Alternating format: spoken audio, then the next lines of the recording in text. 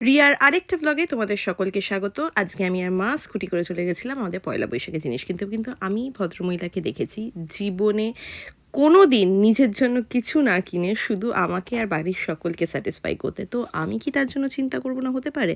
হ্যাঁ, মাকে আমি পছন্দ করি না বাইরের ফুটপাতের জামা বা ইয়ে, আমি বলছি না সেগুলো খারাপ, বাট তার হয়তো কমফোর্টেবল লাগে না বা তার হয়তো সাইজে ফিক্স হয় না। তো তাই জন্য আমি আগেই অর্ডার করে দিয়েছিলাম তার জন্য একদম এক্সপ্রেস ডেলিভারিতে এই ড্রেসটা, যেটা এসেছিলো মিন্ত্রা থেকে। তো সেটা সঙ্গে সঙ্গে আমরা বাড়ি ফেরার পরেই ডেলিভার্ড হয়ে গেল। অ্যান্ড মা মনের আনন্দে ভীষণ খুশির সাথে সেই ড্রেসটা খুলে দেখে বলল আমার খুব পছন্দ হয়েছে। সো এটা ছিল মার পয়লা বৈশাখের জন্য আমার তরফ থেকে একটা ছোট্ট গিফট।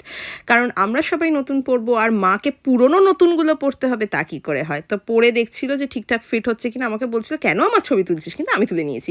তারপরে নীলের বাতি দিয়ে আমরা বেরিয়ে পড়েছিলাম একটা ছোট্ট ইনভিটেশনের জন্য। কিন্তু এখন খুব হেলমেটস চেকিং হচ্ছে, তো তাই জন্য আইএসআই মা কালা একটা হেলমেট কেনার জন্য আমরা চলে এসেছিলাম এই দোকানটাতে। এটা একদম বাড়ির কাছে।